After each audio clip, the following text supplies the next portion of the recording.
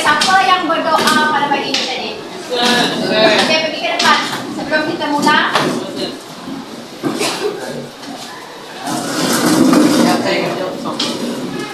Ke sini, depan.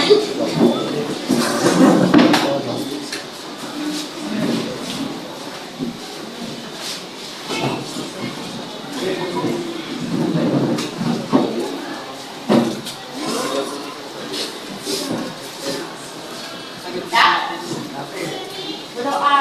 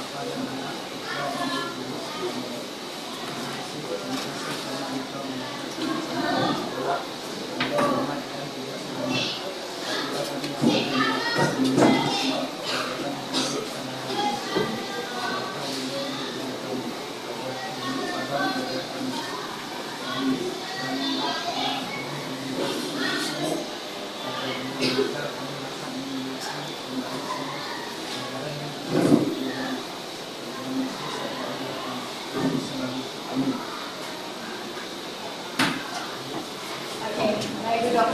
Duduk semua.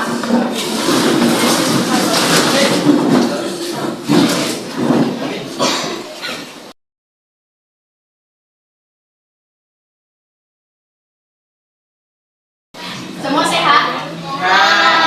Dah makan tak? Memang sikit kan? Hah? Apa tu? Ada yang belum masuk tiga. Berapa orang? Yang tak hadir? Kipas off.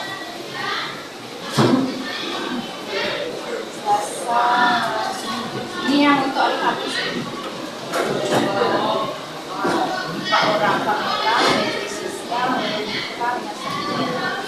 semua ini sudah lama tak nampak dia.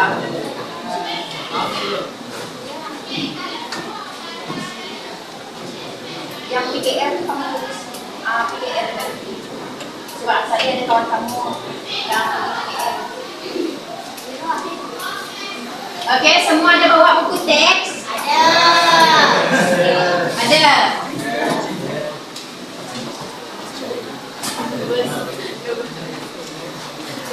Kawan.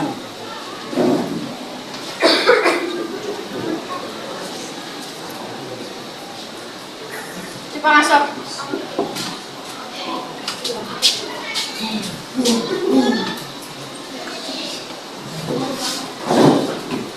Okey.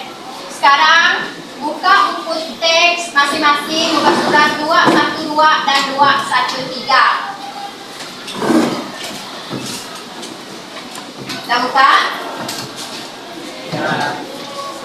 Okey. Muka surat 212 dengan 213. Cuba kamu tengok gambar yang terdapat dalam buku teks ni. Ada 4 gambar ni. Ada tengok? Apa perasaan kamu bila nampak orang awam dijadikan mangsa perang? Apa yang kamu rasa? Sedih. Lagi? Kecewa. Lagi? Kasihan kan? Jadi dekat sini saya nak bagi tahu, walaupun berlakunya peperangan, kita masih ada lagi undang-undang khas untuk melindungi orang awam daripada semasa perang, daripada peperangan macam tu. Jadi hari ini kita akan belajar tentang peraturan asas yang macam saya tulis dekat depan ni dalam undang-undang kemanusiaan antarabangsa. Tak susah pun topik ni.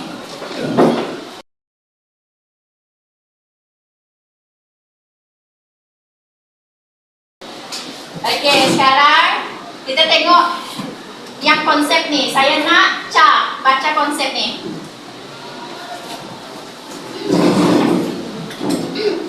Undang-undang kemanusiaan antarabangsa diubah untuk melindungi mereka yang tidak atau tidak lagi terlibat terlibat dalam pertempuran serta menghantar penggunaan senjata dan kaedah peperangan.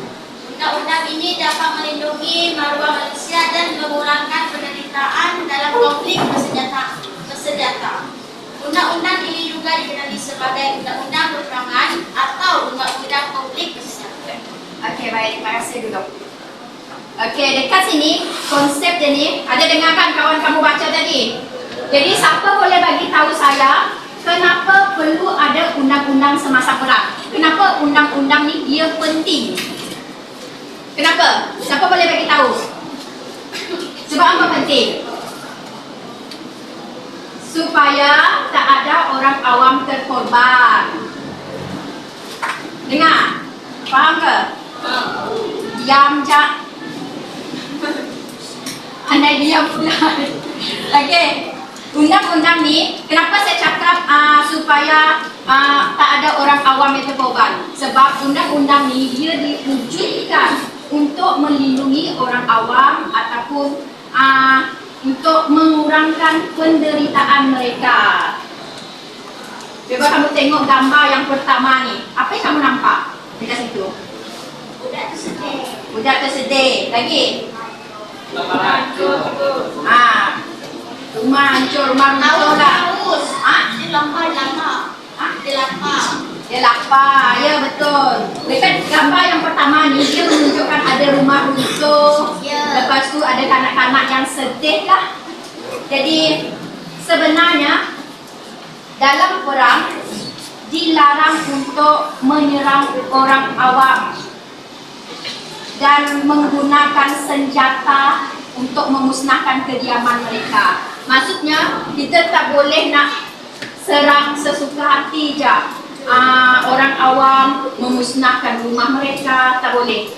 Sebab kita ada undang-undang. Jadi dengan adanya undang-undang ni, kita dapat memupuk nilai keperimanusiaan.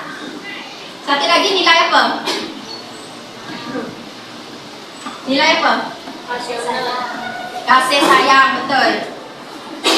Jadi kalau tak ada nilai ni dalam diri, kamu tengoklah yang macam isu semasa sekarang ni yang tentang, ada tengok kan, semua ada YouTube kan, ada laman sosial, IG, Facebook, TikTok. Ada tengok yang pasal Israel dengan Palestin tu, yang Gaza tu, ada tengok?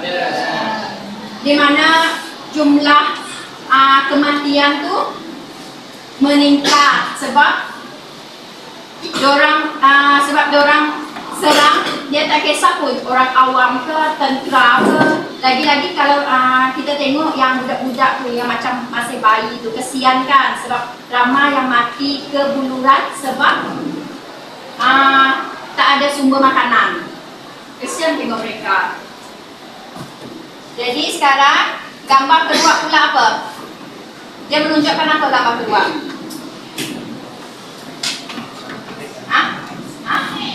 Buat sikit suara. Beri bantuan. Bantuan dari segi makanan. Dapat ingat. Barang keperluan lah. Tempat tidur. Yes, betul.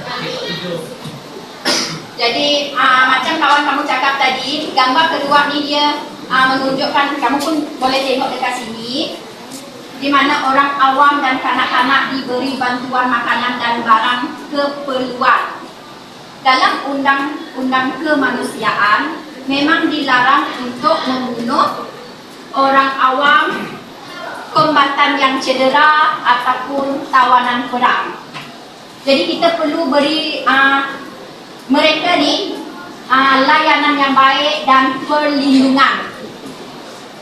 Dengar? Faham ke? Yang belakang tu seorang je. Faham. Okey. Jadi bila kita beri perlindungan dengan layanan yang baik ni, ini mencerminkan macam diri kita ni ada nilai tanggungjawab dan rasa hormat. Tahukah apa maksud kombatan tu? Kombatan tu apa maksud? Tahu. Tak tahu. Tak tahu? Kombatan ni dia bermaksud seseorang seseorang yang mengambil bahagian ataupun melibatkan diri mereka dalam pertempuran. Dekat sini pun ada, dekat info ni. Boleh tengok. Jadi gambar yang ketiga ni pula, dia menunjukkan hospital yang kemah ni. Ada gambar, yang ada gambar bulan ni. Ada tengok ke? Kiranya macam hospital lah, sebab orang bangunan orang kan dah kena runtuh masa perang. Lepas tu ada menunjukkan petugas perubatan dekat situ. Yang mana? Yang tu juga okey. Kalau mengikut undang-undang kan, macam hospital, klinik, petugas perubatan, contohnya macam doktor, nursing, kita mesti lindungi mereka. Sebab apa? Sebab apa mereka ni penting? Sebab apa? Yang petugas perubatan, hospital, klinik ni perlu dilindungi. Supaya dapat mengobati orang-orang yang betul. Jadi kalau tanpa mereka ni, kamu pun boleh fikir secara logika. Kalau tanpa mereka ni, mungkin lagi ramai yang mati masa peperangan dan terkorban.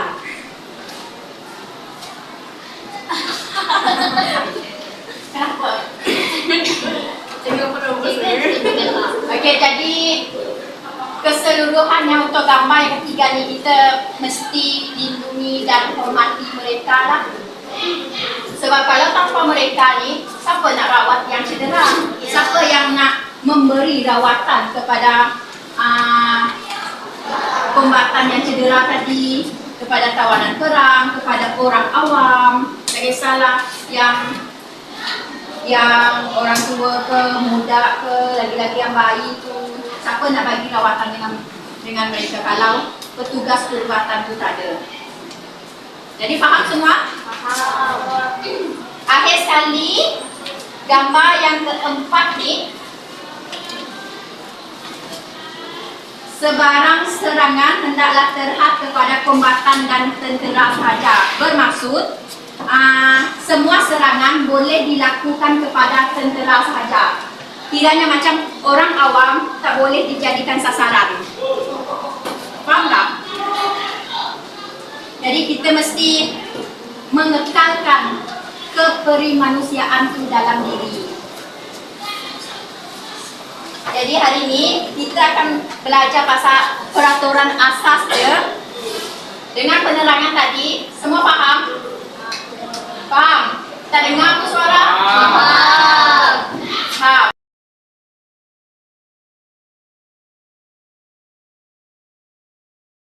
Betul ni, faham? Okey, kalau semua faham, kita akan buat satu aktiviti ni, tapi bukan aktiviti berkumpulan lah. Kita buat secara individu macam tu. Maksudnya setiap seorang kena pergi ke hadapan ni. Ada nampak ni? Box ni. Helikopter. Lepas tu ada gambar ni. Kanak-kanak ni. Saya nak setiap seorang pergi ke hadapan untuk mengambil kad situasi, di mana dalam ni ada kad situasi, ada menunjukkan dua situasi lah.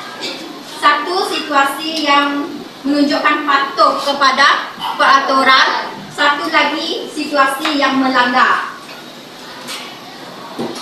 Dengar sih? Dengar. Okey, dekat sini saya dah tulis dah. Kalau kamu dapat kad situasi yang patuh, kamu kena lekatkan, sebab dekat belakang kad situasi itu saya dah letak double tape. Kamu kena lekatkan dekat bahagian patuh. Kalau kamu dapat kad situasi yang melanggar peraturan, yang menunjukkan melanggar peraturan dalam undang-undang, kamu kena lekatkan dekat sini. Okey? Kita bermula dari sana. Pergi ke depan ni. Kita nak bincangkan nanti.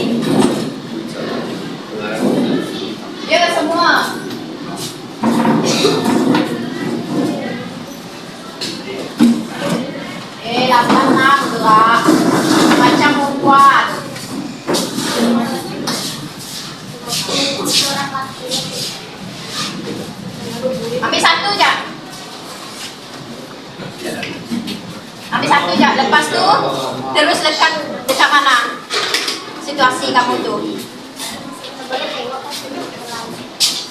Boleh je.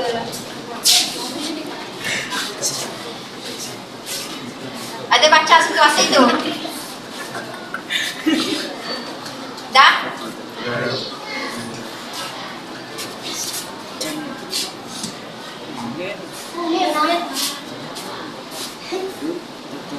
Dah, siapa yang dah? Duduk dekat tempat duduk. Hah? Ya, untuk ni supaya muat dekat papan putih kamu tu. Dapat nanti cikgu baca lagi. Amboi kau buang dekat situ. Macam tak ada tong sampah. Dah, cepat sikit.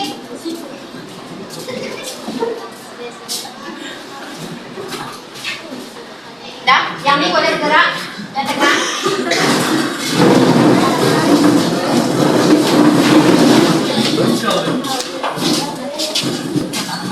Yakin je. Betul ke? Confirm sih. Ada satu dan kamu dah.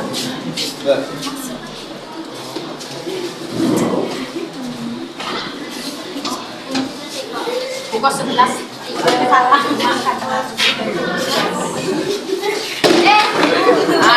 Beli.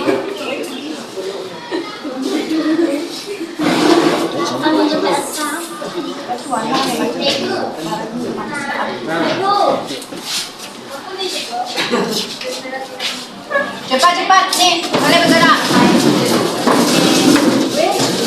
Yakin, listen.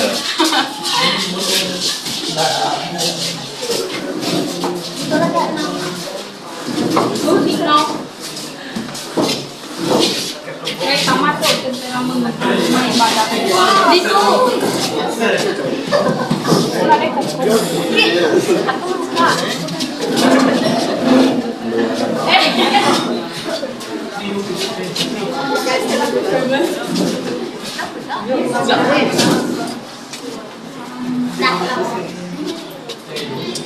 Kamu nak masuk?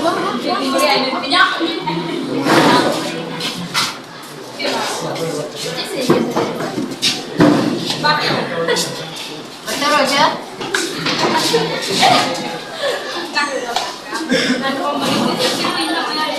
Semua dah? Yakin dah dengan jawapan masing-masing? Tak. Kenapa tak? Yakin? Betul lagi. Dah, salah satu je. Roger, yakinkah dengan jawapan kamu tu? Betul? Confirm? Ya, datang ke sana. Okey, kita bincang sama-sama. Untuk peraturan dalam undang-undang, tentera hanya menyerang kem askar musuh. Betulkah? Ha? Betul. Okey. Yang kedua, tentera membiarkan orang awam keluar dari kawasan perang dengan selamat. Tak. Sebab apa betul? Keluar dengan selamat. Ha? Kenapa lagi? Sebab dia membantu orang awam tu keluar dari kawasan perang. Yang ketiga, tentera tidak mengebom kawasan perumahan. Betulkah? Salah? Sebab apa salah? Tentera tidak mengebom kawasan perumahan. Betul lah, sebab macam undang-undang yang saya cakap tadi, dalam undang-undang kemanusiaan itu dilarang untuk menggunakan senjata memusnahkan rumah orang awam. Yang keempat, tentera menghormati tawanan perang dan tidak menyiksa mereka. Betul? Yakin? Tentera menghormati tawanan perang dan tidak menyiksa mereka. Betul? Ha? Saya dengar ada yang cakap salah? Betul ke salah? Betul lah, sebab dia tidak menyerang orang awam ni, tawanan perang. Lepas tu dia tak siksa. Yang ni tentera menggunakan ambulan untuk mengangkut orang awam yang cedera. Okey, betul lah sebab dia memberikan rawatan kepada orang awam yang cedera. Yang ni tentera membenarkan bantuan kemanusiaan masuk ke dalam kawasan konflik. Betul ke salah? Sebab apa betul? Sebab dia nak orang awam diberi apa? Diberi keluar. Apa tak dengar? Keluar untuk itu. Okey, betul lah tu. Kiranya macam dia memberi menghantarlah bantuan kepada orang awam yang cedera tu tadi, yang memerlukan bantuan dari segi makanan, rawatan. Kiranya dia melindungi. Jadi betul lah patuh peraturan dalam undang-undang. Yang ni tentera menghormati bangunan sekolah dan rumah ibadat. Betul? Tuan buat yang cakap betul? Okey, yang ni tentera tidak menggunakan senjata kimia yang berbahaya kepada orang awam. Betul? Yang ni tentera hanya menyerang kubu tentera musuh. Betul? Tahu tak kubu tu macam mana? Tahu. Apa? Tahu. Apa? Kubu ni macam Kubu pertahanan.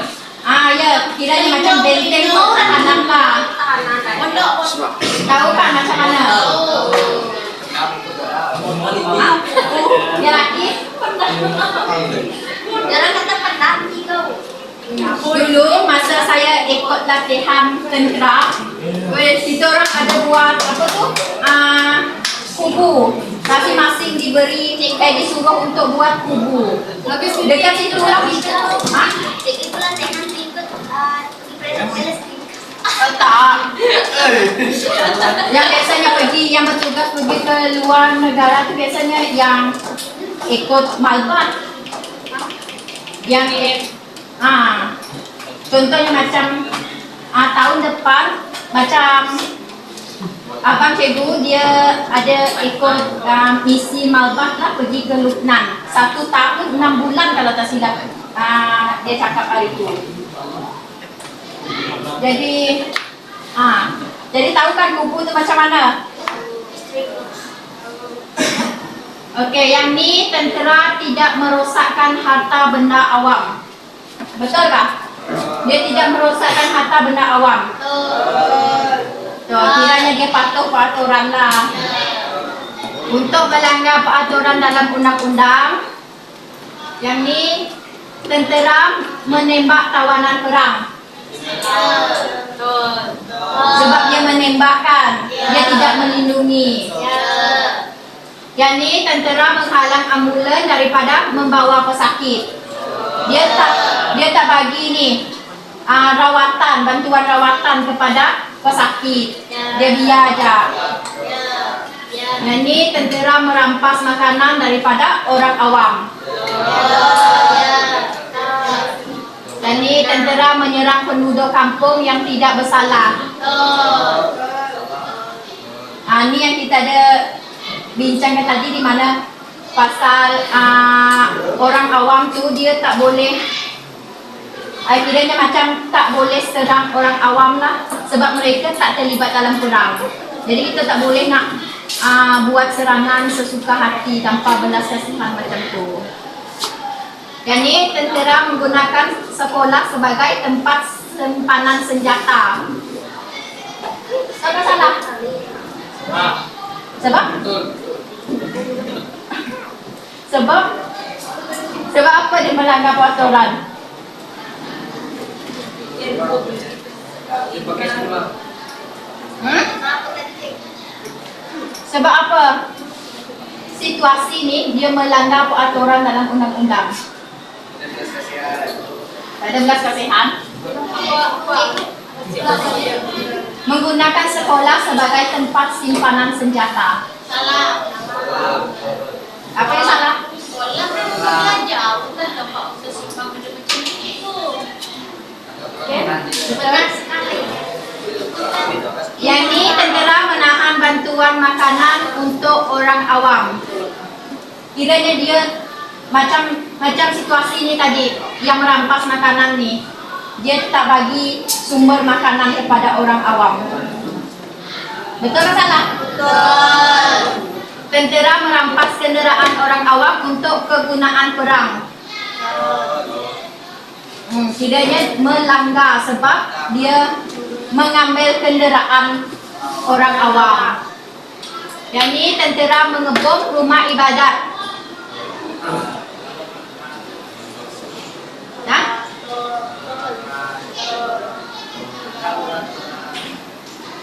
sebab apa? Sebab dalam undang-undang kemanusiaan tak boleh memusnahkan rumah ibadat, sekolah, kediaman orang awam, tak boleh. Jadi ini kiranya ni situasi melanggar. Last kali tentera mengebom kawasan pasar yang dipenuhi orang awam. Betul atau salah?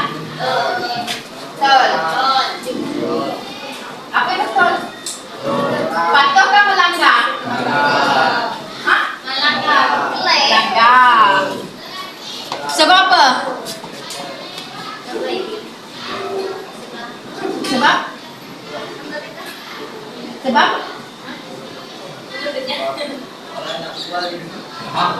Orang nak berjual. Betul lah. Kiranya situasi ini melanggar sebab dia musnahkan kawasan pasar orang awam. Jadi semua faham? Kira macam semua betul ya ni? Beri tepukan kepada kita.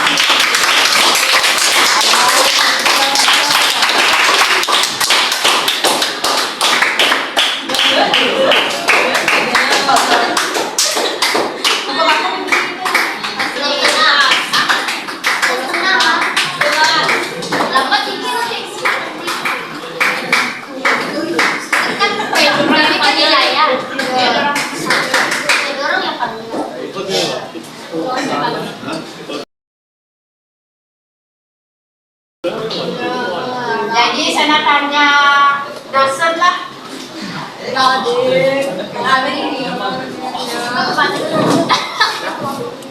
Apa 3 peraturan asas dalam undang-undang tadi yang kita dah belajar tadi?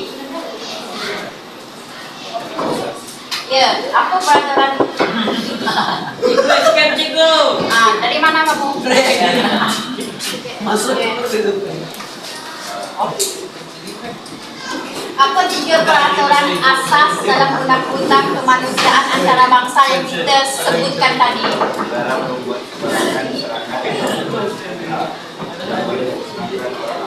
Tak dengar suara kamu ni. Dilarang membuat sebarang serangan atau menggunakan senjata yang boleh menyerangkan orang awam atau makanan benda awam dan memberikan cederaan atau penderitaan kepada Lagi?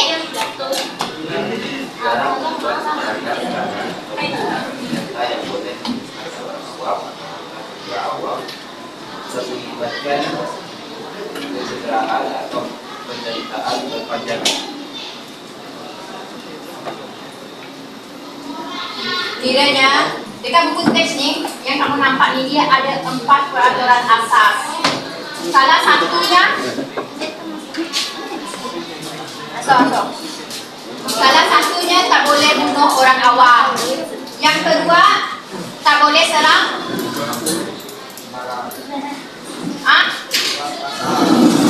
pasar, hospital, rumah ibadat, dosen duduk.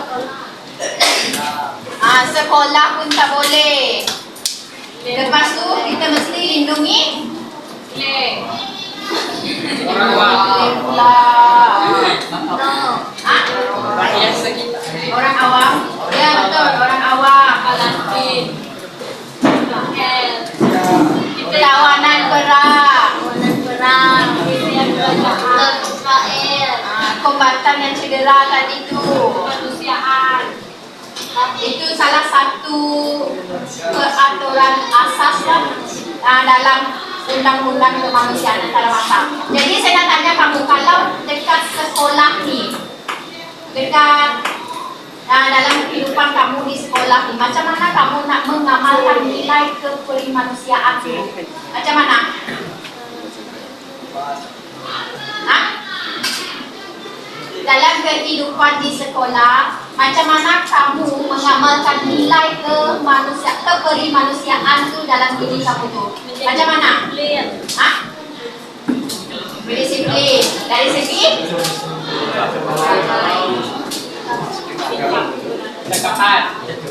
Dari segi perangai. Perangai macam mana?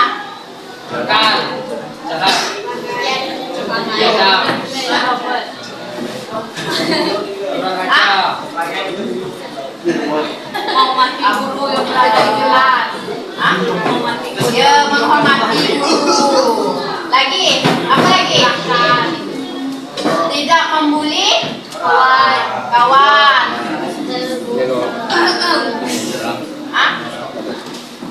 Lagi-lagi sekarang ni ada tengok kan yang kes bully dekat sekolah tu.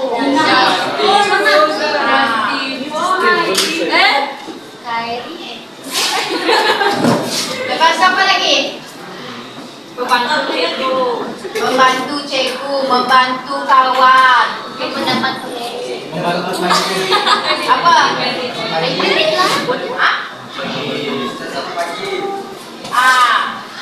Mengucapkan selamat pagi, kawan kamu cakap. Roja apa?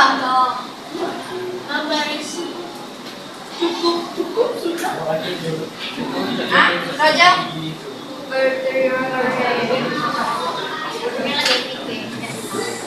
Apa? Tidak boleh berkata buruk dengan rakan. Ada tak kamu buat? Ada. Kamu dua Justin ni.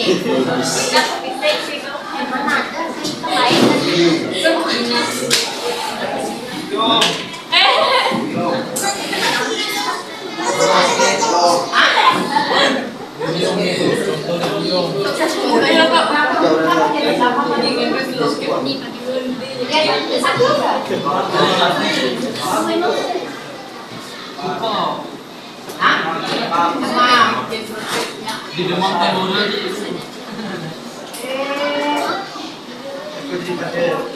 Lawanlah kawan kamu tu. Kan kita belajar moral, amalkan nilai moral. Jangan mengata dia dari belakang. Daripada kamu semuanya. Lelaki ni.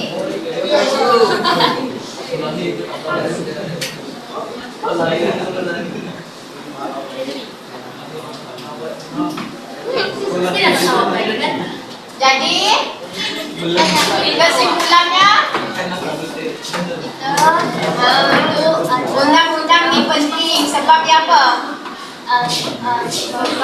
Sebab boleh.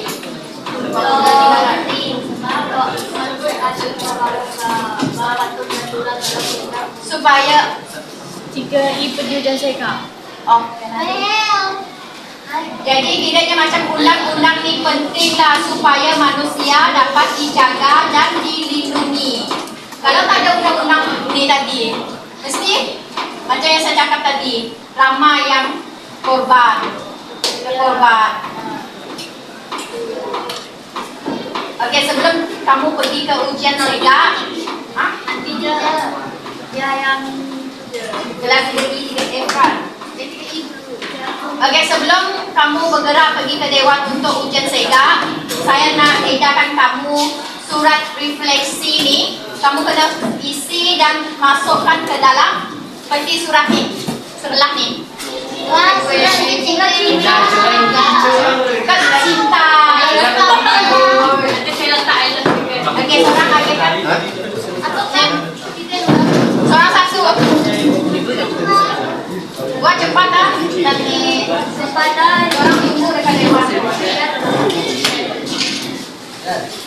Kamu tahu nggak? Tahu.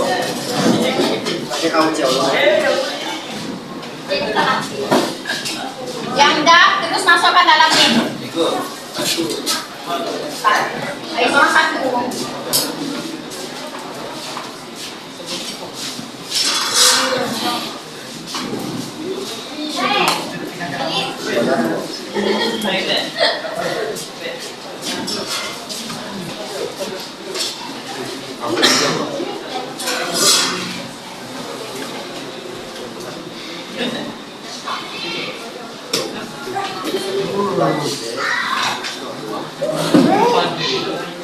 Jadi bagi 5 minit ya untuk kamu buat tuh.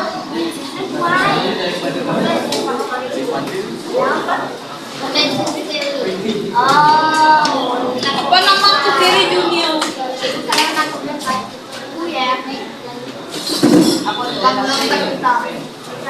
Aku belum berita. Kaya lah. Daripada kamu nama kamu.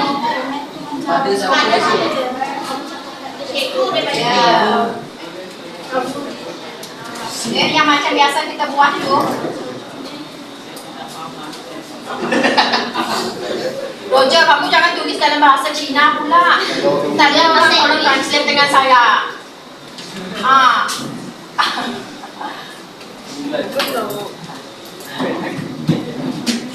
Kalau kamu tulis dalam bahasa Cina terpaksalah saya cari calon suami Cina nih.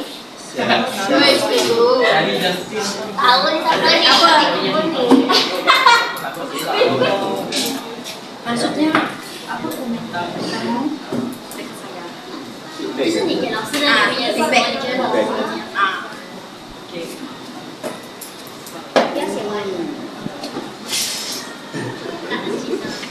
Tak ada bahasa Cina. Saya nak bahasa Melayu sahaja.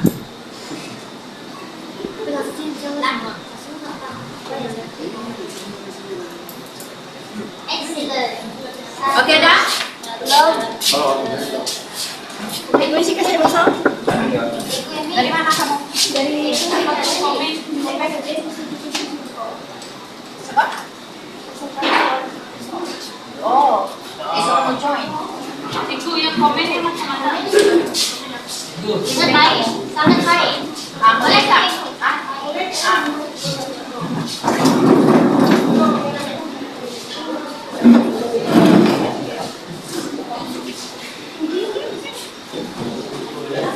Ya, boleh masukkan dulu ke dalam.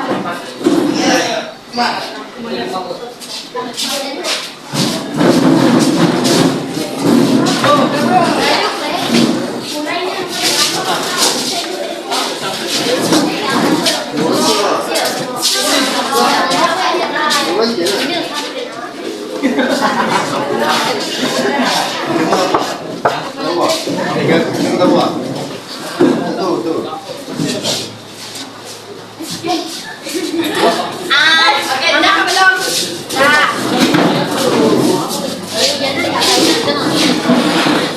Siku tinggi ada dua itu. Ada dua itu.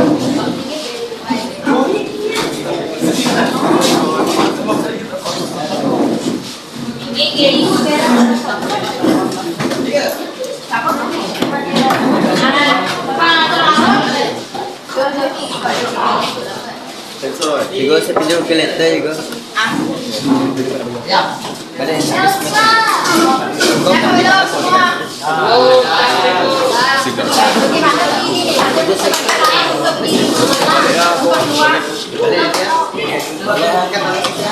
Kantor.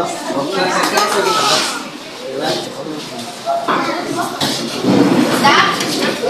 Iya.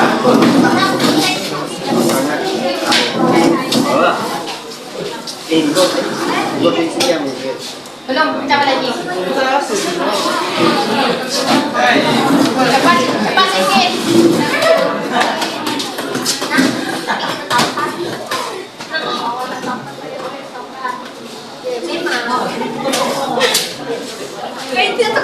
Tadi ada kawan kamu tanya yang pasal tugasan dan sebagainya itu yang buku tu boleh tak pakai kertas warna ataupun kertas A4. Boleh? Tapi lepas kamu dah siap tu kan nanti, dah siap buku tu nanti, terus kamu kena buat yang macam buku. Kalau nak stapler tu boleh, tapi siapa yang tanya tadi oh? Kamu kan? Yang pasal buku tadi tu, buku surat tu. Kamu nak guna kertas. Kertas A4 boleh, kertas warna A4 kan kreativiti kamu masing-masing. Jadi mana? Nanti dekat WhatsApp saya akan bagi lagi tajuk kalau mana siapa yang tak tulis malam tu yang tak sempat salin, saya akan bagi lagi lah dekat WhatsApp. Lepas tu saya akan terangkan apa senarai kandungan yang perlu ada. Dengar ke? Dengar. Okey. Boleh lah kau gerak dekat lewat. Apa?